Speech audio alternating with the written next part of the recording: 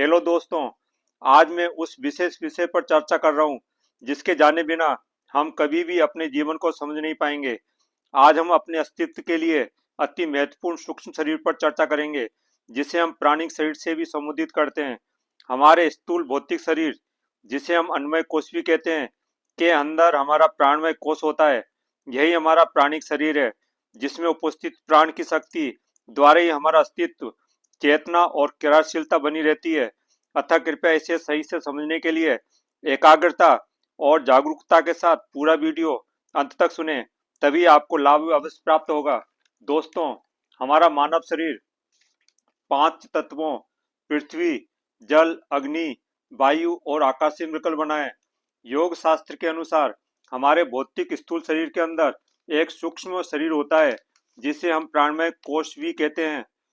इसी प्राणमय कोश के माध्यम से प्राण हमारे संपूर्ण शरीर में ऊर्जा और प्रकाश के रूप में प्रभावित होता है। प्राण का स्वभाव प्रकाश है।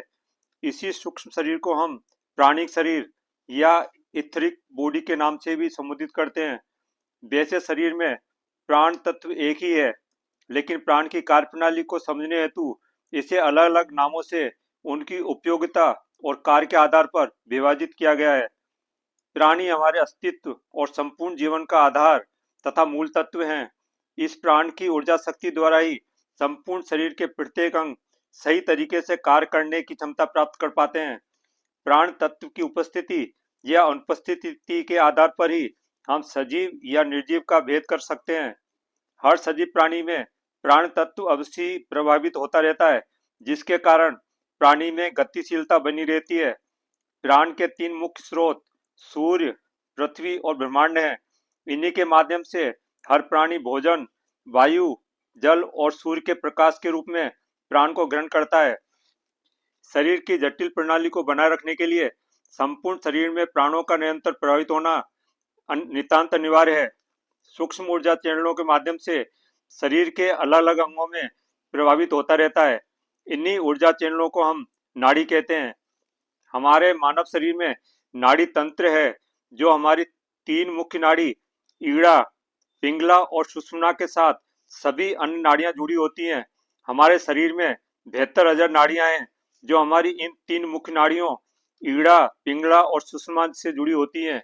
ये तीनों ईड़ा, पिंगला और सुषुम्ना नाड़ी हमारी रीढ़ के माध्यम से हमारे सूक्ष्म शरीर में स्थित होती हैं।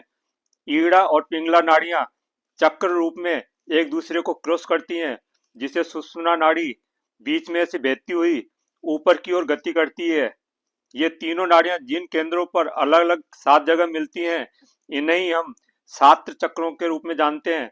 ये 7 चक्र नीचे से ऊपर की ओर क्रमशः मूलाधार चक्र, स्वादिष्ठान चक्र, मणिपुर चक्र, अनाहत चक्र, विशुद्धि चक्र, आज्ञा चक्र तथा सहस्त्रार चक्र कहलाते हैं, जिनसे हमारी 72,000 नाड़ियां अलग अलग चक्रों से जुड़ी रहती हैं।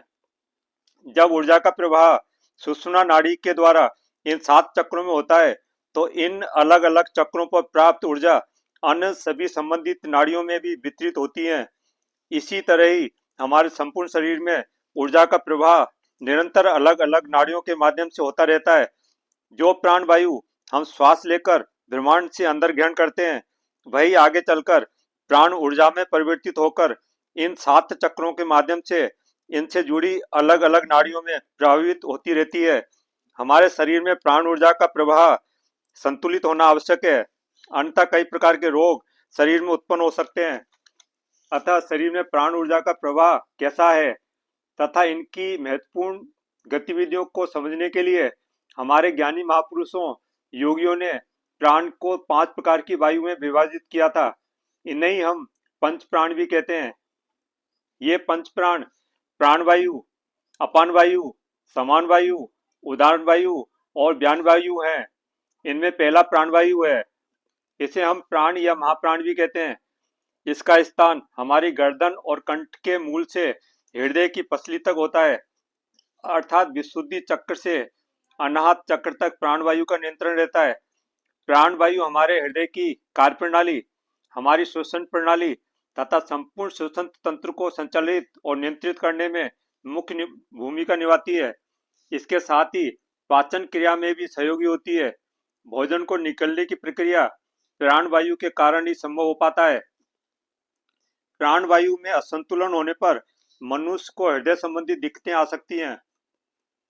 अपान वायु व्यक्ति की नाभि के मूल से मूलाधार चक्र तक क्रियाशील होती है। यहाँ तक कि नाभि से हमारे पैरों के अंतिम सिरे अर्थात पैरों की उंगलियों तक इस अपान वायु का प्रभाव और नियंत्रण रहता है। अर्थात मणिपुर चक्र से नीचे का पूरा अंग अपान वायु के नियंत्रण से ही सही रूप से कार्य कर सकता है। अपान वायु पाचन तंत्र, उत्सर्जन तंत्र तथा प्रजनन तंत्र को संचालित और नियंत्रित करती है। अपान वायु का प्रवाह ऊपर से नीचे की ओर होता है। हमारे शरीर के दूषित पदार्थ जैसे मल, मूत्र और विषाक्त गैसों का निष्कासन इसी अपान वायु के माध्यम से ही संभव हो पाता है। प्रसव के दौरान सुगम मार्ग बनाने में भी अपान वायु सहयोग प्रदान करती है। अपान वायु के असंतुलन से मधुमेह रोग, पेट से संबंधित बीमारियां, खुजली आदि समस्याएं हो सकती हैं। अपान वायु के असंतुलन से शरीर में विषाक्त पदार्थों का संचय बढ़ सकता है, जिसके कारण शरीर में भयंकर रोग भी हो सकते हैं। समान वायु मणिपुर चक्र से अनाहत चक्र के बीच होती है, अर्थात इसका कार्य क्षेत्र प्राण वायु और अपान वायु के बीच में होता है। इसका प्रवाह स्थिर होता है, अर्थात समान वायु ऊपर या नीचे की ओर प्रवाह नहीं करती है। अर्थात समान वायु स्थिर और नाभि क्षेत्र में ही क्रियाशील रहती है। समान वायु की क्रियाएं अग्नि तत्व पर आधारित हैं तथा हमारे पाचन तंत्र का नियंत्रण समान वायु द्वारा ही किया जाता है। समान वायु के असंतुलन से व्यक्ति को भूख की समस्या या पाचन सही से न होना पाना जैसी समस्या आ सकती है। उदान वायु इसका प्रभाव और नियंत्रण गर्दन के कंठ से सहस्त्रार चक्र तक होता है। हमारे शरीर के विभिन्न अंगों की गतिशीलता इसी उदान वायु द्वारा ही नियंत्रित रहती है, जैसे कंधे से हाथों का घूमना, सिर को घुमा पाना तथा पैरों को चलाना आदि कार्य उदान वायु द्वारा ही नियंत्रित रहते हैं तथा व्यक्ति ये कार्य कर पाता है। व्यान वायु में आकाश तत्व की उपस्थिति होती है। यह हमारे संपूर्ण शरीर में रिक्त स्थानों पर उपस्थित रहती है तथा सभी प्राणों में ऊर्जा प्रदान करके सभी प्राण वायु को संतुलित रखने में सहयोगी है। व्यान वायु में ऊर्जा संग्रहित रहती है तथा ऊर्जा का वितरण अलग अलग प्राणों में आवश्यकता अनुसार करती है। व्यान वायु में असंतुलन होने पर हमारे तंत्रिका तंत्र के बीच समन्वय में कमी आ सकती है, जिसके कारण हमारी नाड़ियों तक ऊर्जा का प्रवाह बिगड़कर शरीर में कई प्रकार की समस्याएं पैदा हो सकती हैं।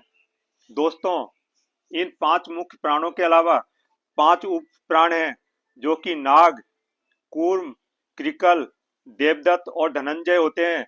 ये उपप्राण मुख्य प्राणों के असंतुलन की स्थिति में क्रियाशील होकर मुख्य प्राणों को संतुलन में लाने में मदद करते हैं। डकार लेना, छींकना, जमाई लेना, हिचकी आना तथा आंखों का झपकना आदि क्रियाएं इन्हीं उपप्राणों द्वारा नियंत्रित होती हैं। अतः दोस्तों, प्राणिक शरीर ही हमारा ऊर्जा शरीर है, जो सूक्ष्म शरीर भी कहलाता है। प्राणिक शरीर का संचालन प्राण शक्ति द्वारा होता है तथा हमारे शारीरिक और मानसिक स्वास्थ्य को प्रभावित करता है। अगर हमारी प्राणवायु संतुलित नहीं होगी तो हमारा प्राणिक शरीर भी असंतुलित होगा, जिसके कारण थकान, उदासी, कमजोरी, बेचैनी, तनाव तथा चिंता या अन्य प्रकार की स्वास्थ्य समस्याएं हो सकती हैं।